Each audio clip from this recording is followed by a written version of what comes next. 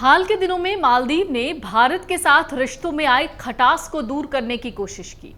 हालांकि भारत ने भी उसके आर्थिक मदद के लिए हाथ बढ़ाया, लेकिन ऐसा क्या हुआ कि मालदीव के सुर बदल गए, यानी मालदीव ने भारत के सामने घुटने टेक दिए।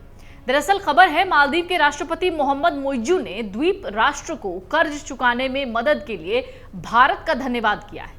साथ ही मोइज्जू ने उम्मीद जताई कि नई दिल्ली और माले मजबूत संबंध बनाएंगे और एक मुक्त व्यापार समझौते पर हस्ताक्षर करेंगे। एक समाचार एजेंसी कहती है, मोइज्जू शुक्रवार को मालदीव में आधिकारिक स्वतंत्रता दिवस समारोह को संबोधित कर रहे थे।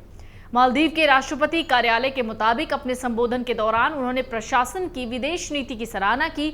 8 महीने की कूटनीतिक सफलता का जश्न मनाया। राष्ट्रपति मोइज्जू ने मालदीव के ऋण भुगतान को आसान बनाने में सहयोग के लिए भारत और चीन के प्रति आभार जताया, जिससे देश को आर्थिक संप्रभुता सुनिश्चित करने में मदद मिली। राष्ट्रपति मोइज्जू ने मालदीव के कर्ज भुगतान को आसान बनाने में सहयोग के लिए भारत और चीन के प्रति आभार तो जताया ही, साथ ही अमेरिकी डॉलर की स्थानीय कमी को दूर करने की आवश्यकता पर बल देते हुए कहा कि मालदीव सरकार नई दिल्ली और बीजिंग दोनों के साथ मुद्रा विनिमय समझौते पर बातचीत कर रही है। अमेरिकी डॉलर की स्थानीय कमी को दूर करने की आवश्यकता पर जोर देते हुए कहा कि मालदीव सरकार नई दिल्ली और बीजिंग दोनों के साथ करेंसी के आदान प्रदान समझौतों पर बातचीत कर रही है। मालदीव के राष्ट्रपति ने यह भी घोषणा की कि उनका प्रशासन यूनाइटेड किंगडम के साथ एक मुक्त व्यापार समझौते यानी एफटीए पर बातचीत कर रहा है। भारत के साथ भी इसी तरह के समझौते पर पहुंचने की उम्मीद है। विशेष रूप से मालदीव में मोहम्मद मोइज्जू सरकार ने दोनों देशों के बीच संबंधों में खटास आने के बाद सुलह का रुख अपनाया, जिससे कूटनीतिक विवाद पैदा हो गया। पिछले महीने राष्ट्रपति मोइज्जू ने लगातार तीसरी बार पदभार संभालने के बाद प्रधानमंत्री नरेंद्र मोदी के शपथ ग्रहण समारोह में भी भाग लिया था।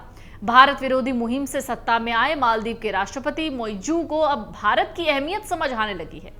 कर्ज से जूझते मालदीव की वित्तीय मदद के लिए मोइज्जू ने भारत का आभार जताया है। मोइज्जू पिछले साल भारत विरोधी मुहिम चला रहे थे, सत्ता में आए। उन्होंने वादा किया कि अगर वो सत्ता में आए तो द्वीप देश में मौजूद भारत के लगभग 80 सैनिकों को वापस देश भेज देंगे। किया भी उन्होंने कुछ ऐसा ही। ये भारतीय सैनिक भारत की तरफ से मालदीव को दिए गए हेल ध्रुव हेलीकॉप्टर्स और डोर्नियर एयरक्राफ्ट का संचालन करते थे, जिनका इस्तेमाल मानवीय मदद के लिए किया जाता है। मोइज्जू ने सत्ता में आते ही भारतीय सैनिकों को वापस भेजने की कसम निभाई और इस साल 10 जून तक सभी भारतीय सैनिक वापस आ गए थे। उनकी जगह पर भारत हालांकि टेक्निकल एक्सपर्ट्स की टीम मालदीव भेजने में कामयाब रहा। तो चीन समर्थक माने जाने वाले मोइज्जू ने सत्ता में आते ही चीन के साथ मालदीव के रिश्ते को मजबूत किया। इसी साल की शुरुआत में मोइज्जू चीन दौरे पर गए, जिस दौरान दोनों देशों ने अपने संबंधों को एक व्यापक रणनीति साझेदारी तक बढ़ाया। 20 समझौतों पर हस्ताक्षर किए। इसमें चीन के साथ एक सैन्य सहायता समझौता भी शामिल था, जिससे भारत में असहजता देखी गई।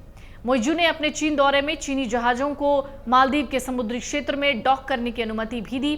पिछले साल श्रीलंका ने विदेशी जहाजों के अपने समुद्री क्षेत्र में डॉक करने पर रोक लगा दी थी, जिससे परेशान चीन ने मालदीव का सहारा लिया।